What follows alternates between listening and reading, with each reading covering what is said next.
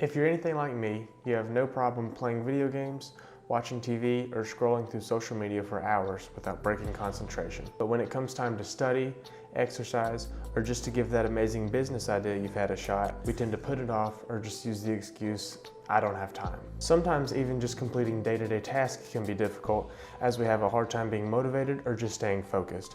Even though you know furthering your education or exercising would be better for you in the long run, you'd still rather grab a bag of chips and scroll through TikTok.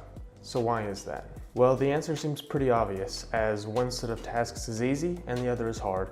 It takes no physical or mental effort to distract ourselves with meaningless online videos or compare ourselves to others that we think are better looking or happier than we are. On the other hand, working out or trying that new business idea out both take a great amount of physical and mental effort. So what is it? What is it inside us that makes being productive so hard and being lazy so easy? If you relate to any of this, then chances are you need to change your relationship with a molecule known as dopamine. Dopamine is basically a feel-good chemical. When we do something that we enjoy, it releases dopamine. For example, suppose your favorite comfort food is chocolate chip cookies. Your brain may increase dopamine when you smell them baking or you see them come out of the oven. When you eat them, the flood of dopamine reacts to reinforce this craving and focus on satisfying it again in the future. The same thing happens when you receive a lot of attention on an Instagram post or come across a funny video on TikTok. Jumping from one post to the next like this is a quick and easy source of dopamine. These are mindless activities that give us temporary pleasure, and all we have to do is consume something and we are rewarded with massive amounts of dopamine. This is what is known as living in a state of excessive consumption. It's frying your dopamine receptors and bombarding your mind and nervous system with way too much information. This is why you can't focus, you can't sleep, you lose motivation, struggle to be present, and etc. Humans aren't meant to be exposed to the amount of stimulation that the modern world brings. It's a cycle of motivation, reward, and reinforcement, and it can easily cause an addiction.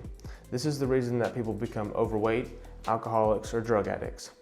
Even though we are all aware that this is the case, we tell ourselves that we're not harming anyone and we can change at any time, we just don't want to. When we could be changing for the better, we're looking for our next dopamine release by eating junk food or looking for a new post from our favorite celebrity. It controls us on a daily basis, and that's why millions of people spend their lives consuming things that make them happy in the short term rather than creating the life they've always wanted. The past few weeks I've noticed myself feeling really unmotivated. I put off things that I should have done sooner. I spent way too much time on my phone. I started comparing myself to others on social media.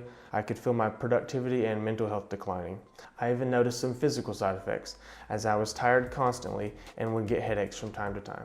To fight this, you should try taking a break from behaviors that trigger strong releases of dopamine and allow your brain some time to recover, especially actions that are repeated often throughout the day. This is what's known as a dopamine detox. The rules are simple.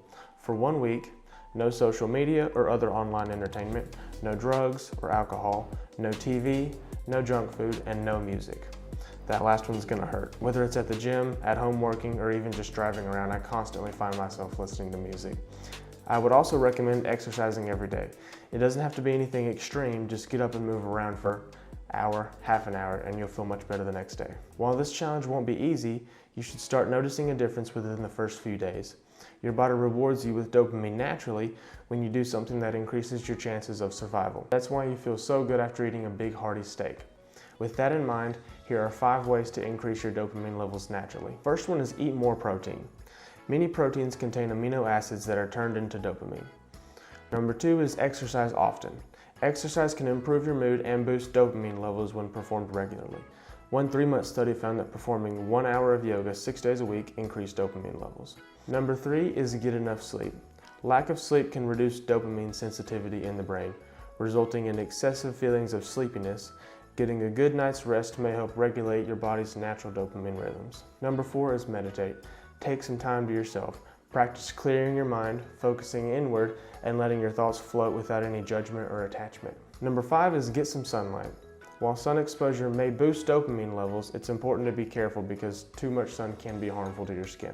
Now, it will definitely be boring at first, but after this week, it should be much easier to get rid of distractions and get things done. Even after you've completed this challenge, try to moderate the amount of time you spend on social media watching TV, and the amount of junk food you eat.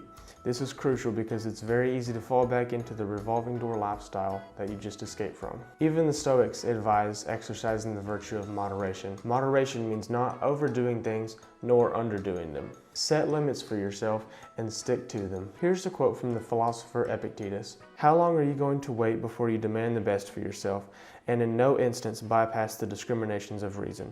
You have been given principles that you ought to endorse, and you have endorsed them. What kind of teacher, then, are you still waiting for in order to refer yourself self-improvement to him? You are no longer a boy, but a full-grown man. If you are careless and lazy now, and keep putting things off and always deferring the day after, which you will attend yourself, you will not notice that you are making no progress, but you will live and die as someone quite ordinary."